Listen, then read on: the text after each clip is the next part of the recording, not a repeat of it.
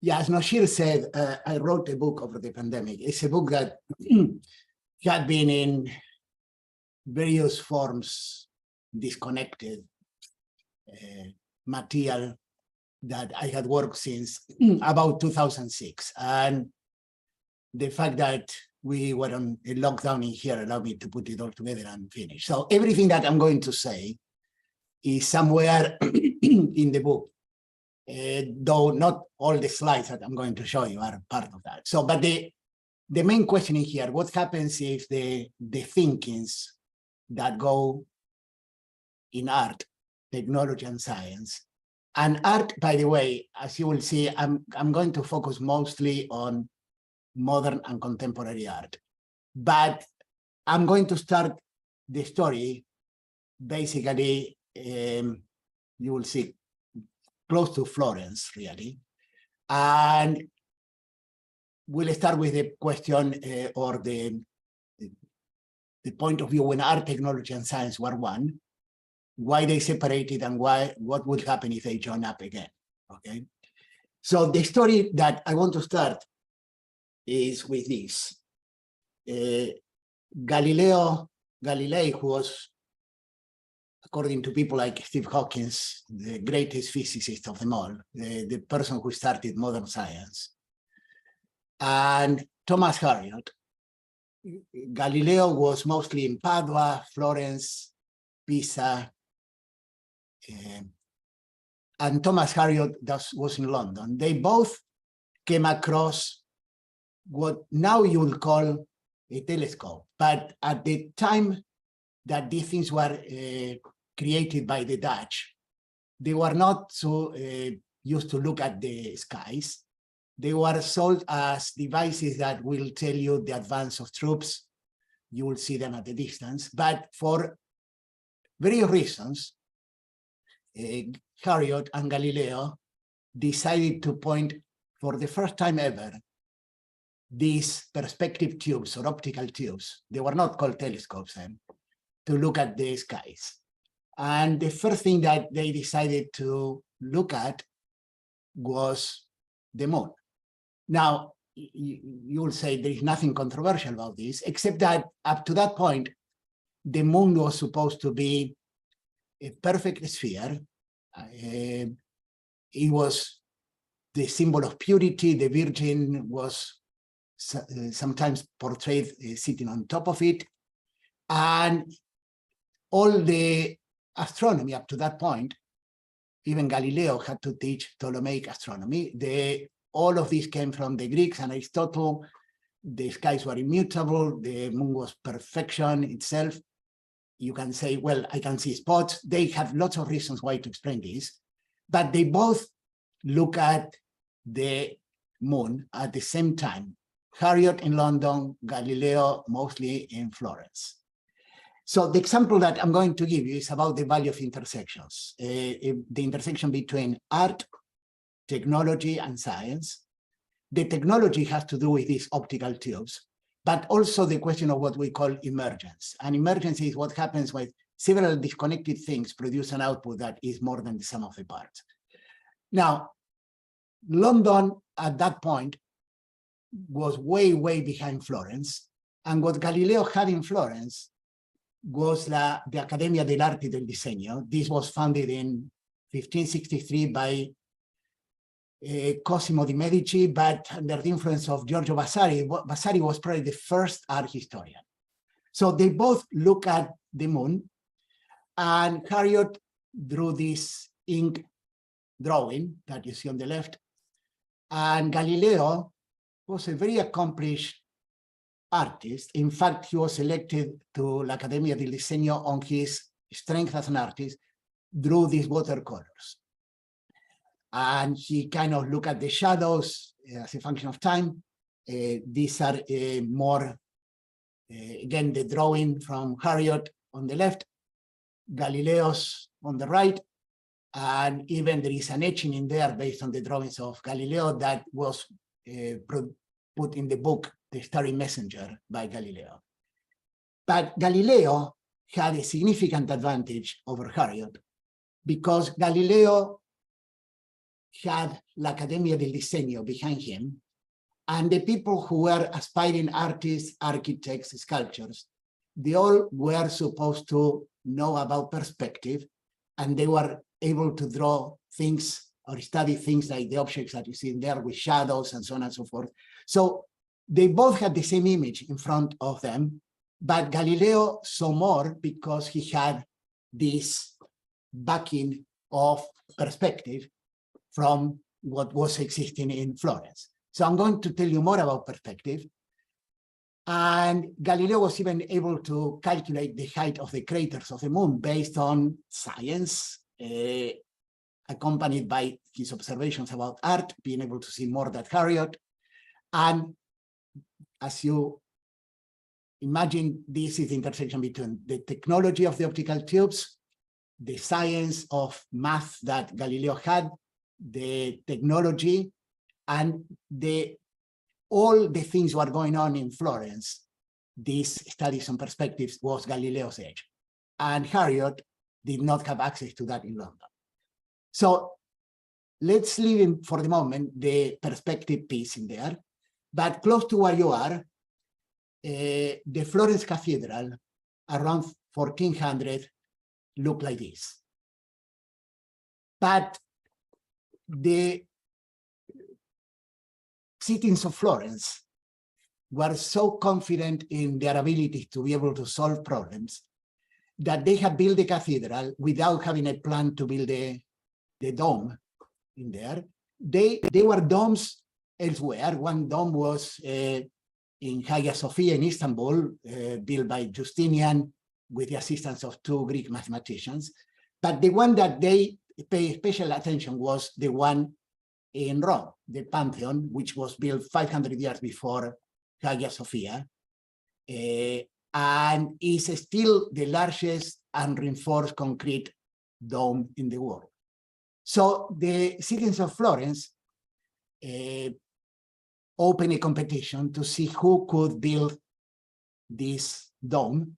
And two people who had really not experienced as architects, Lorenzo Ghiberti and Filippo Brunelleschi, participated in the competition. Eventually, Brunelleschi won the competition. And all the plans that he had in there on how to build even the machines that will help you build, they are all lost. But one thing that Brunelleschi had, if there is someone who could be called the father of perspective, is Brunelleschi. And I want to show you how these things link with some of the key figures in Florence reaching up to Galileo at that point. So this is Brunelleschi. He lived for 69 years, and he was followed by this guy, Leon Bautista Alberti, who was probably the most prototypical Renaissance person who ever lived, much more than Leonardo da Vinci, for example. And Alberti was the one who codified the Brunelleschi's ideas, encapsulated in Brunelleschi's mirror, by the way, then this Alberti's window, and then Galileo's perspective tubes, in a way that this could be popularized more. He wrote three books, one on architecture, one on sculpting, and one on painting. By the way, he was followed by Leonardo. They overlap, as you can see here. For the standards of the time, these people lived for a long while. The median age was probably 35. And then Michelangelo, who lived up to 1989, overlapped with Leonardo. And what is really interesting is Galileo was born 3 days before Michelangelo's death. And this takes us up to the time of Michelangelo. And l'Accademia del Disegno, Vasari's, was done like 2 years before Galileo was born. So he had all of this to learn from. By the way, in another coincidence, Isaac Newton and Galileo died and were born the same year. So all of this was a time in which, up to Galileo, the beginning of science, art, technology, and science were one, really. But then eventually they separated. And why they separated? Because the people who were running city-states Florence was one, Padua was another one, Venice was another one. They discovered the use of math, and I'm typifying this by Niccolo Tartaglia. Tartaglia was someone who wrote this book, was a new science, but was basically about all the trajectory of projectiles. These people knew how to build fortifications. In fact, Da Vinci was in that business as well. And what tilted the balance, abandoning, until that point, the idea of innovation was not really something that was in the air. All the knowledge was associated with the Greeks until Brunelleschi, and even up to the time of Galileo, he was teaching Ptolemaic astronomy. So these city-states decided that they could fund people, including Da Vinci, and art and science kind of separated, because science was seen as something useful and was becoming more disassociated from art. Now, there are lots of times in which art, science, and technology converge. Louis Pasteur, who, when he was young, was an accomplished artist, was the fellow who discovered chirality, and chirality has, as you know, DNA coils in one direction. If DNA had coiled in some other way, in the opposite direction, life will be completely different. So chirality is about things that live in one way and mirror image in the other way. So he's one example of art, technology, and science converging. Another one more recent is Poincaré, who in many ways anticipated the things of relativity from Einstein. The idea is that hyperdimensional spaces could influence people in art. There's documentation on how Duchamp, for example, was influenced by Poincaré, who was probably the most famous mathematician of his time in France. And the ideas that Poincaré had written about were even absorbed by people in the circle of Picasso. Another example has to do with a fellow who was the father of quantum mechanics, really. And this is Niels Bohr. The picture in there is a picture of Niels Bohr studying in Copenhagen. And the picture that is on the right, which I'm going to show you next, was a picture written by, was produced by this fellow Jan Metzinger, who was also a theorist. He wrote this book about the theory of cubism. And this picture, there's no historical reference that Bohr ever read this book, okay? But Bohr selected this picture because the idea of seeing several things in the picture is central to the idea of complementarity, that something could be two things at the same time, which I'm going to allude later on in the talk. So all of this intro, all of this is in the book, but we wrote the book because the world is facing tremendous problems. This is a list. You can pick whatever you want in there. And all of the things are either opportunities or challenges that we have about energy transitions. The very concept of work is being redefined. The problems that bigger knowledge is being fragmented, bigger problems need bigger teams, everything is connected. In fact, regarding connection, all of these three, for example, are things connected with connectivity, and connectivity is good and bad. So when we wrote the book, this is sort of the manifesto of the book, that today more urgently than ever, we need to augment our thinking. And basically the book focuses on these things, new ways of thinking. How can we augment our thinking spaces? And a clue is there, art, technology, and science sort of joining up and increasing our thinking space. And how can we master complexity? Because the ideas have to be implemented in a world that is becoming increasingly complex. So the book is about basically two things. You see, the book is unusual in many respects. We broke many rules with Bruce Baum. Bruce is probably the most famous designer in the world at the moment. So it's about the augmentation of thinking spaces by the conversion of art, technology, and science. The word new is in there because, as I'm saying, I'll be talking mostly about modern and contemporary art. And then the augmented thinking for a complex world. So the book covers lots of territory, and I'm going to go this. It's about leadership and innovation. People in the business world are interested in this. Creativity, art, complexity, design, science, technology, history of art, the Renaissance, we covered a little bit of that, creative organizations, something that you may not be familiar with, the adjacent possible, emergence, creative longevity, intersections, universities, a whole bunch of things, chaos theory, artificial intelligence, even math, a little bit of physics, engineering, predictions, education.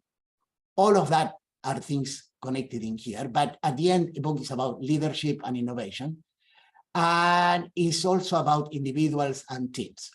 So let me kind of give you a very quick rundown on something that has to do with how technologies evolve. Technologies start in a very timid way. There is a birth of the technology, an idea. At some point, there is a rapid growth, and eventually the technologies maturate. It doesn't have to be one thing. It could be many, many things connecting this graph. So for example, in here, I'm showing you things that have to do how to record data or sharing data, starting with calligraphy, writing, fountain pens, eventually typewriters of different kinds, mechanical, electrical, reaching up to the cloud. And technology, sometimes there is a quantum change. In here, for example, you see Harley-Davidson's motorcycles. These are in the museum, sort of north of Chicago, in Milwaukee. And you see the 1912 motorcycle, one cylinder, leather belt. And suddenly in 1913, 2 cylinders, which Harleys have up to now, chain belt. And eventually there will be other changes. You can have all the knowledge you want about internal combustion engines, but doesn't prepare for the Harley-Davidson electric. So at the root of what I'll be talking about is the idea of thinking modes. And why I'm going to use visual art to exemplify thinking modes. Thinking modes. Because in visual art, the trail survives. I could give you tons of examples about this, but I'm going to show you these. These are some sketches and photographs taken by Picasso's mistress at the point. There were 43 of these before Guernica suddenly was completed. So a piece of art doesn't appear in one shot. There are lots of processes preceding the piece. Some of them are lost, but a lot of them survive. But if I were showing you this series of images of paintings done in between 1910 and 1988, and I will ask you, put them in a chronological order. There is no way that you can do that unless you have taken a course in modern art. By the way, this is the newest by Basquiat. This is the oldest by Kandinsky. There are 2 pictures in here that were done by the same artist. And again, if you have no clue about history of art, you will never guess, because the 2 pieces done by the same fellow, Gerhard Richter, are this and this. There's more technology, for example, in designing chairs.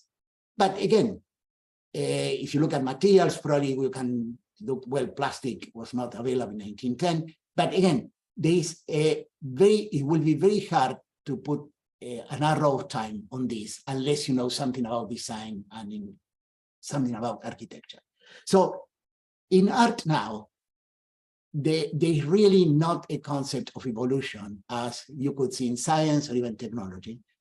I love this quote by the late critic of the New Yorker, Peter Skjeldahl, that says the modern, postmodern, and post-postmodern may have been the last recognizable periods in modern art. Then those movements to disintegrating, it has been pretty much one dumb thing after another one ever since. So this is a little figure that encapsulates the birth of evolution of a technology, but technologies are followed by other technologies, and you don't wait for one to die before replacing by the other one. Eventually, if you smooth them out with some kind of this jagged line representing revolutions, you get to this picture, and this picture basically encapsulates the evolution of technology and science. And art, modern art, is more like this. It's not like this, a direction of progress. In art is constant reinvention, in technology is continual adaptation with disruptions, and science, which has been really open source since the advent of professional journals, the Philosophical Transactions of Royal Society, builds over the past, disruptions are infrequent. So the point is, in science, the idea that you build standing on the shoulders of giants is a good idea. In technology, the only reason to stand on the shoulders of an elder giant is to crush the elder giant, your technology to replace the other one. And in art now, it's a bad idea to stand close to anybody. Derivative is not a bad word in technology. Adaptation, remixes are good. The iPhone doesn't have any new technology when it appeared. It was just combining things in an artful way. And the important thing here is that at the two extremes, you have two different ways of thinking. And we are all blend of this, but this is a metaphor. The brain is much more complicated than this. That's why I call it the whole brain metaphor. You have a way of looking at things that is rational left brain, analytical convergent parts, decomposing problems, and an external part which is intuitive, creative, metaphorical, divergent, which is the right brain thinking. And these two are two different ways of seeing the world. Nexus thinking, in some sense, is seeing things in different ways at once. Now, there are ways that help with this, and this figure with science in here, with the words that sort of encapsulate the purpose of science, is discovering, technology for invention. Art, more controversially, put creation, but it's not only that. Science is fine, discovery, technology, invention. All of this part is the left brain, this is the right brain. Design, and this is one of the reasons that we push for design, at least here in McCormick. In some sense, what I could tell you is that everything that I tell you, all the nexus, I have been able to operationalize some of these ideas in the context of education here. Design kind of links the things, and that's the purpose of putting design first. Now, the idea that art, technology, and science, it will be a good idea to connect them is not a new idea. In about 1950, there was a journal launched by a fellow named Harry Holzman in the US that had this really fantastic sort of manifesto. Transformation affects or affirms that art, technology, and science are interacting components of the total human enterprise. But today, remember this is 1950, today they are often treated as they were cultural isolates and mutually antagonistic. Transformation will cut across the arts and sciences by treating them as a continuum. Well, the journal was a great idea, lasted for 3 issues. These are the cover of the 3 issues of the journal. Unusual, the format. He commissioned pieces from a who is who in the art science world: Le Corbusier, Einstein, Piet Mondrian, Pierre Boulez, John Cage, de Kooning, Buckminster Fuller. So this, I want to give credit to the first person, one of the first, who had the idea of seeing the continuum of art, science, and technology. So in the book, what we do is, if there are modes of thinking that have to do with these verticals in art, technology, and science, we compare them along different dimensions, and is invariably the modes of thinking of technology are bracketed by science and art. Now, it's hard to show you all the book at once, but this will try to kind of capture that. So the book starts with a sort of opening credits, if you want, a series of images. The book starts here, and each chapter starts with an image. And chapters are pretty dense because they are side notes, and there are lots of images. These are the 2 that I show you in the presentation. And all of them focus on a theme, like creativity at the nexus, our views of creativity, shaped by basically, a lot of what people think about creativity, and especially art, is still shaped by the Renaissance and the Romantic period, okay? But this is why myths about the long creative genius and bursts of inspiration stay with us today. And then there is a whole bunch of examples about domains that have converged, producing these collective outputs of products and ideas. So Florence was one. It's probably the most vivid example of the intersection of thinkings and the remarkable output that produce in terms of ideas connected with art, technology, and even science with Galileo. So the nexus thing, the nexus thinking, requires also that if we have these 2 different lenses to see the world, at some point these lenses will conflict. And nexus thinking requires dealing with conflicting views. this is a consequence of seeing the world with two different lenses. And the ability of embrace and recognize and benefit from opposite viewpoints is something that I'm borrowing here, an idea that comes from quantum mechanics and its complementarity.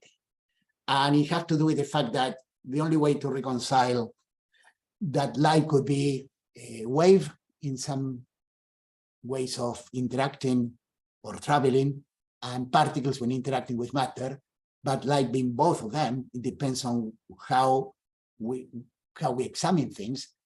The idea that something could be two things at once in quantum mechanics goes by the name of complementarity. So one thing that they are considered apart is chaos and order.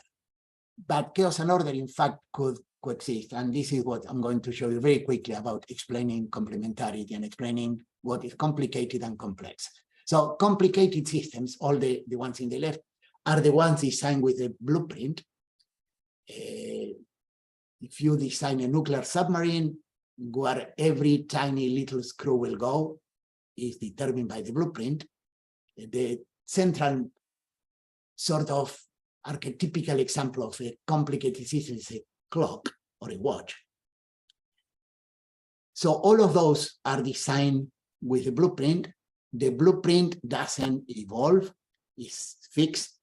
The systems on the right are things in which the system organizes itself and produces something which is more than the sum of the parts. You can study a fish to death, and you cannot, from that, deduce that fish will organize in schools like this. Or you can study a termite to death and not discover how termites actually organize to produce mounds like this.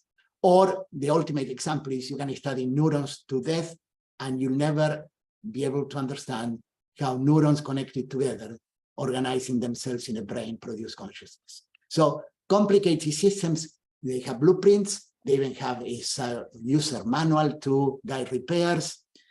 Complicated systems do not adapt, but complex systems are robust. They can fail more gracefully. They can tolerate imperfections in some sense. They can learn to solve new problems and evolve. And ecology is an example of a complex systems.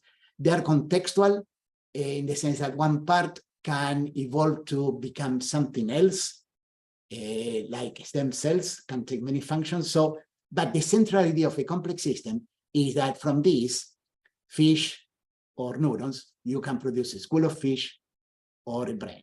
And this is what is called emergence. And so the lessons, there are many lessons that one can derive from complex systems.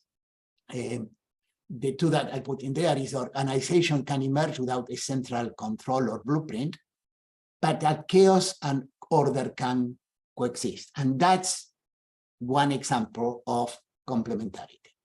So this, in some sense, when we were talking about domains of art, science, technology, and lessons that one domain can impart on the other one, this is a very powerful lesson stemming from science. But there are other lessons stemming from art. So in the lessons that cross domains, I show the ones from science, but there are several coming from art. So the one that I'm going to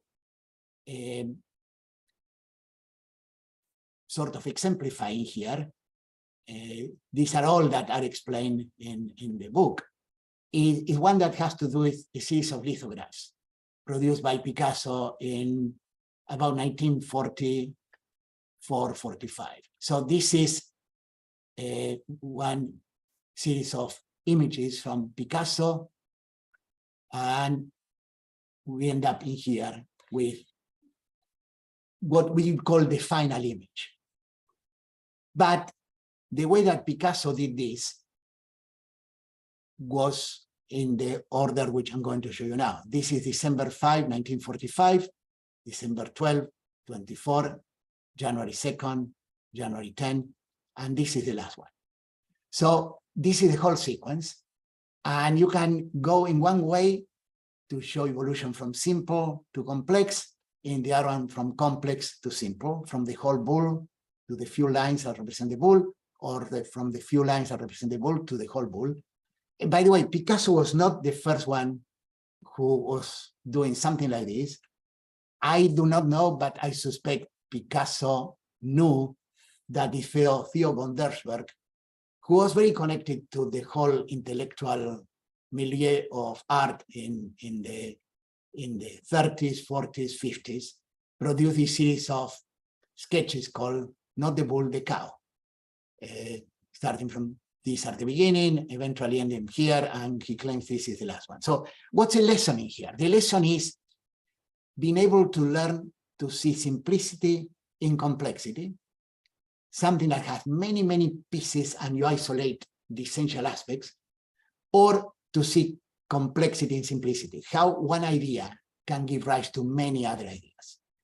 One example that I like to give is the last sentence in the paper by Watson and Crick about unraveling the structure of DNA. The last sentence was, "It has not escaped our attention that the structure so proposed, the copying mechanism of DNA, can have interesting biological consequences." Well, all biotechnology emerges from that little picture, okay? So another lesson from art, which I think is super important in my view, is these are sketches from a painting that became La Danse from Matisse. There are only a few. He did a lot of these, and eventually the final painting of La Danse is this. This is in the Hermitage in St. Petersburg in Russia. But Matisse was one of the giants of the 20th century art. He had a long, long life, and not every day he painted every day. Not every day that he went to his studio, he was particularly inspired.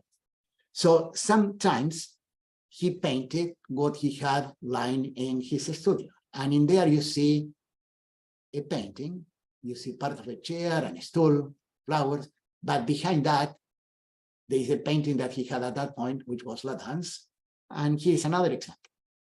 So what's a lesson that you can draw from this, from one of the giants of 20th century art, Henri Matisse? Inspiration is overrated, okay? The only way to produce something good and eventually magical is to be working constantly on things. There is another lesson that the third one that I will give to you. This is Picasso. This happens to be at the MoMA in New York. It's a bronze sculpture, but it's produced by putting together a whole bunch of objects that Picasso had lying in his studio. So, for example, the head of this Baboon and Yang is the name of this sculpture, is two toy cars.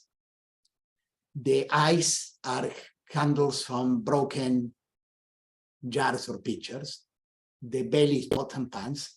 So what the lesson is in here? The lesson is that you have to adopt things, adapt them, and eventually with those things, this is especially important in technology. Once you see the whole, if you have created something good, the individual pieces disappear. They are subsumed by the central concept. I do not know if this, I always have to explain this because I don't want to give ideas to steal ideas and plagiarism in here, but the bad artist copy, great artist steal, in the context of what is up there, that you put things together and you create something amazing.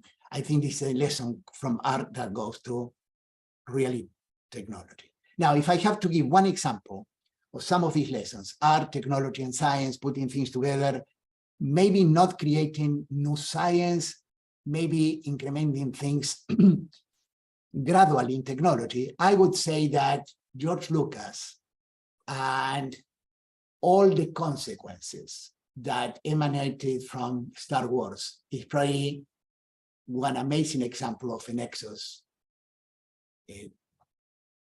organization, because these created innovations in art, in sound, in technology, industrial light and magic, and you can come up with your own examples, but the ultimate example of this in the past. There are places that Vienna tried to capture this at some points, Edinburgh, but the place that is the most amazing example of the convergence of art, technology, and science is Florence. There were other parts in Italy. Basically, all the city-states had examples of this. Galileo was in Padua for a while, in Pisa, that's where he did some of his experiments. But the idea that art, technology, and science, by joining up, produce an amazing possible output of idea is the central to this book, The Nexus. So the final thing that I want to give, the sort of meta lesson, is that we go through life looking at things with one pair of glasses, often very successfully. I mean, you go to law school, for example, to learn how to think like a lawyer. Education is the way of producing in our brains a neatly set, organized library that allows us to see things with a particular lens. But having the possibility of another pair of glasses or another pair enriches our thinking. And that's what is the whole point of the book, is that there could be a new augmentation of thinking spaces by the intersection of art, technology, and science. The word new, I didn't explain it much in here, but it would have been hard to team up with artists in 1930 because they are, at that point, artists were more like cultural aristocrats. Think of Stravinsky or Picasso himself. But artists now are more entrepreneurial than ever. And that's why the word new appears in there. And I try to give you a sense of the augmented thinking for the complex world by mastering some of the things that people know about complexity. So this is all that I wanted to say. I wanted to do this in about 45 minutes, and thank you for your attention. Thank you.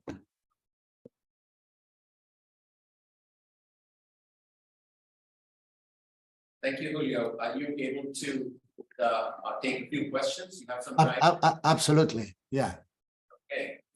So that was quite a swath of work that we covered. Obviously, it has a lot of implications to where we are, what we're trying to do. It represents and reflects the interdisciplinarity of this class, all the different schools at Northwestern that are reflected here. And so this is a great opportunity. Who wants to ask the first question? Yeah, the sound is not great, so make sure you speak slowly. Yes, yeah. We are aware of that, Julio. Unfortunately, not every place has the same technological infrastructure that Northwestern does. Yeah, so I hope the doc. Yes, you heard me okay, but no, we heard you perfectly. We heard you perfectly. Yeah. Okay, so ask anything. Questions.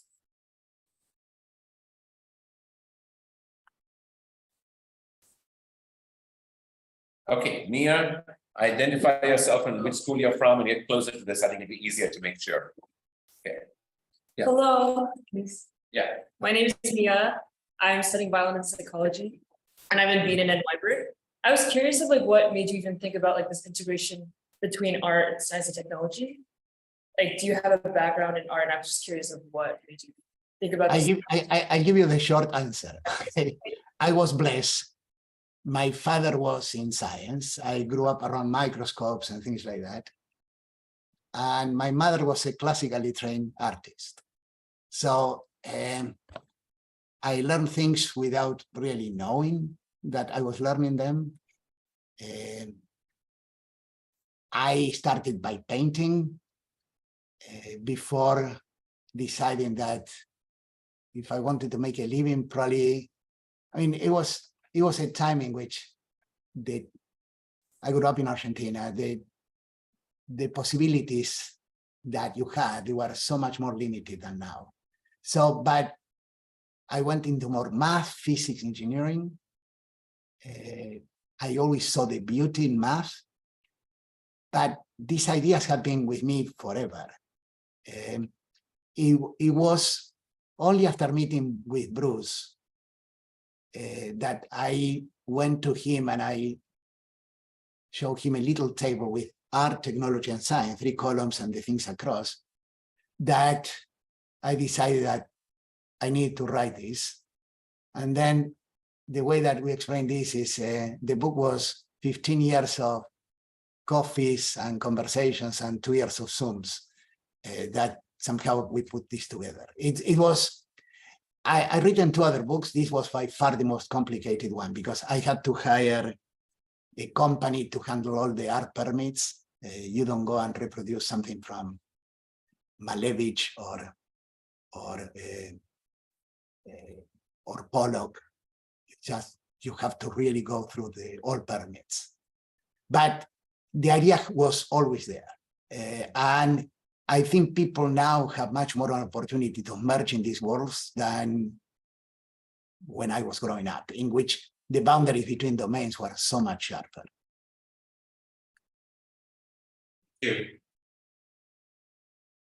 Yes, come on up here.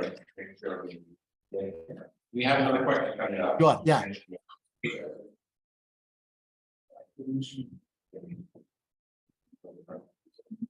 Hello, can you see me? Hey, how are you?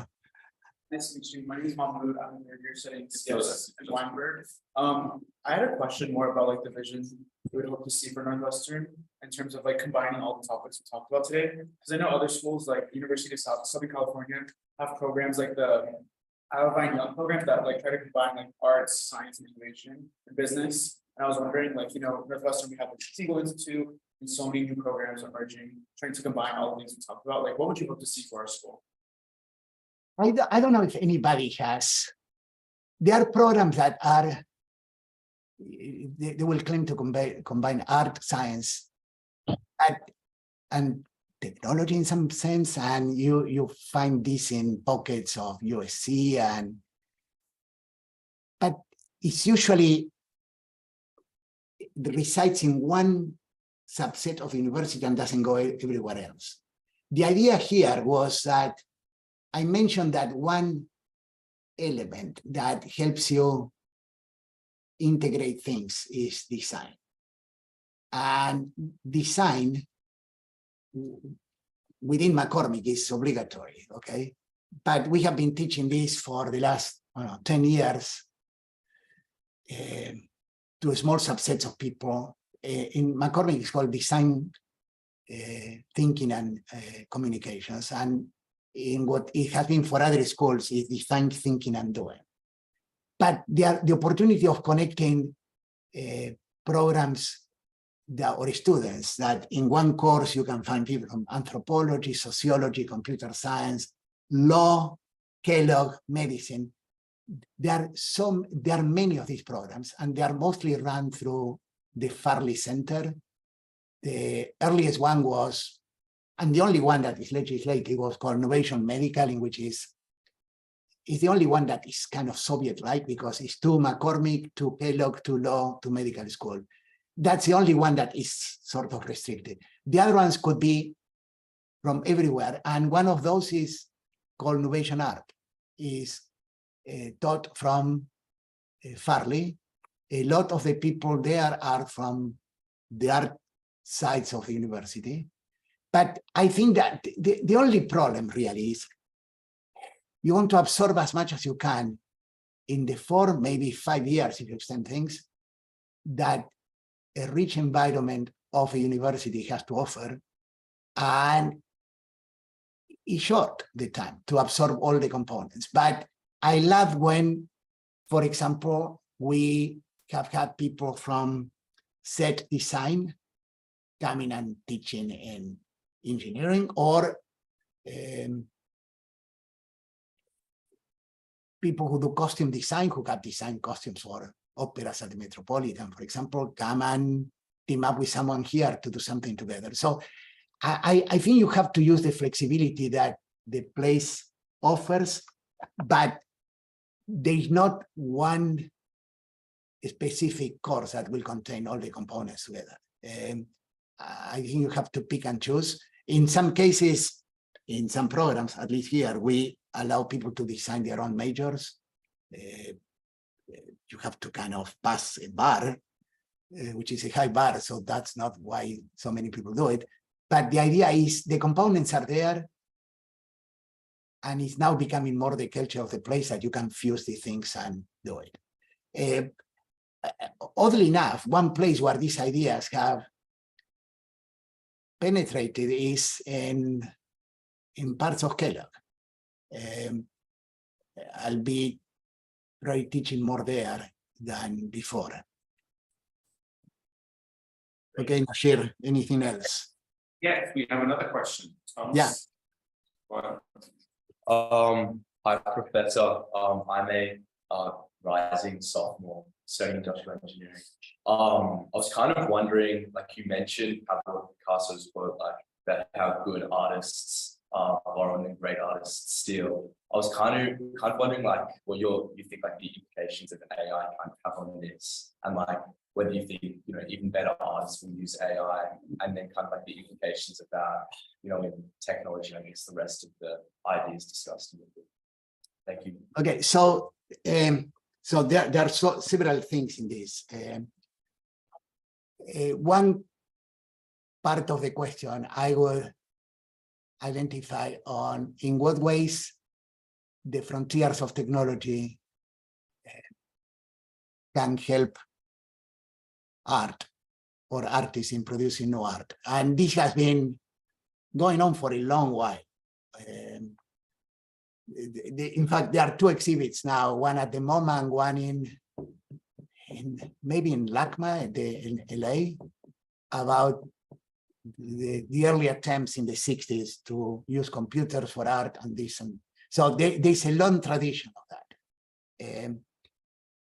The second, and in many respects, what we want to do is benefit from the people who are doing this. So we have had courses where people from art theory and practice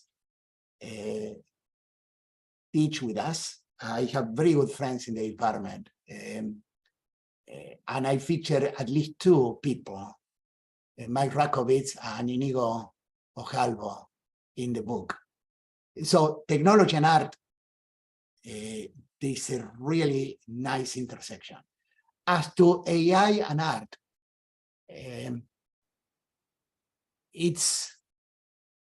the things are so fluid now. I have been asked to comment on AI and art. I mean, one thing that you could say is that if you use AI as an aid, that's one thing. If you think that AI can produce new art, that's another one. AI, for all the wonders that it has, is retrospective. It uses everything produced up to now. And the question is, can it produce something that is a break from the past? And that's a high bar to pass. A question that you could ask is if AI, as is now, would existed in the year 1900, and you are feeding all the history of art to AI in 1900, whether or not AI will have been able to produce Cubism. And the answer is probably no, because the whole point of art until 1900 was that art was representational. Abstraction didn't exist. So it's a very interesting domain to operate in, ask questions, but I see all technology eventually gets absorbed by art. At some point, photography was declared the mortal enemy of art until artists embrace it, and no one questions that anymore. The same thing will happen with all technological advance. So the question now with AI, which goes beyond art, is the question of is a distinguishing between two words. One is intelligence, and there's no question that AI could be in some way intelligent. But the second one is creative. And intelligence doesn't imply creativity. So I will leave it at that. Okay, you have a question? Who else has a question? I have a question for you, Guru.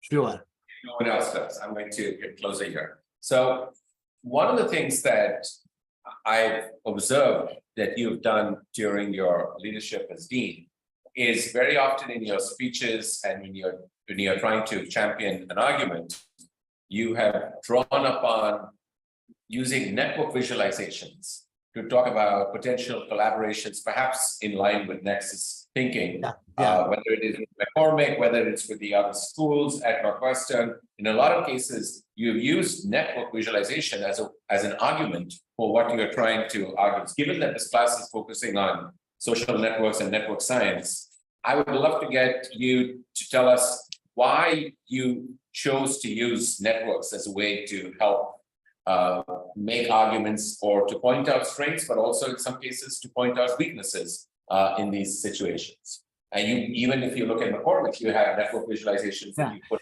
on space. Okay, go ahead. So I included one network.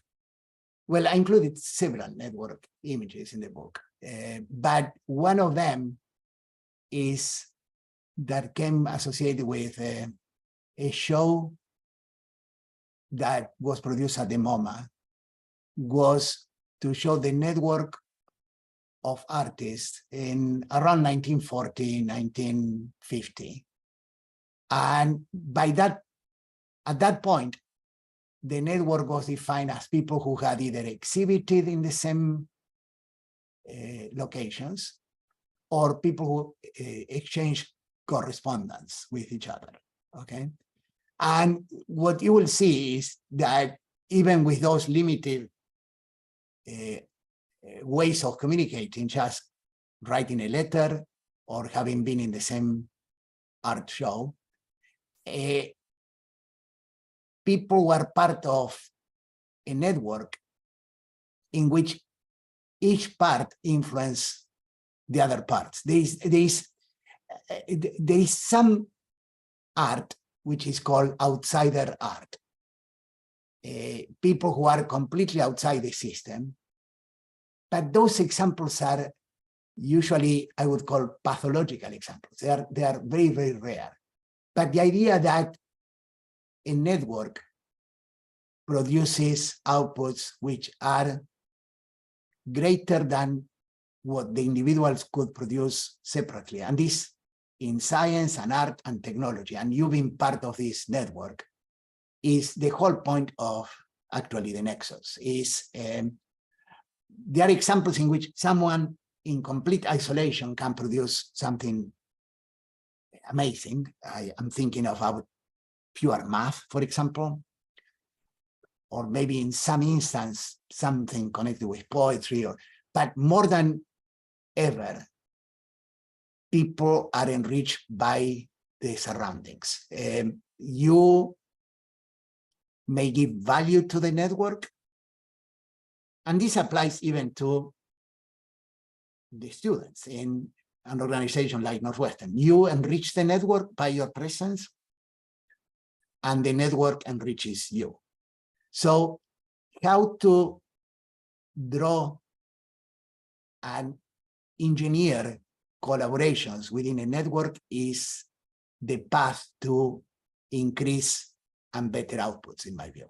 So you need to kind of think strategically on looking at components of these networks and sometimes bringing components that were sort of minimally connected, connecting them more is how the best ideas, no question about, happen at intersections. And this, what implies necessarily, is connecting parts of networks which were not connected, and you have to kind of make an effort to put these pieces together. Very good. Thank you so much again, Julio. It's past our time here, so let's join and give a round of applause to Julio. Thank you so much. Thank you. Bye, Noshir.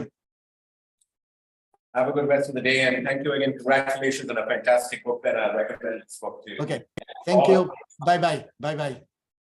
Take care. Bye-bye.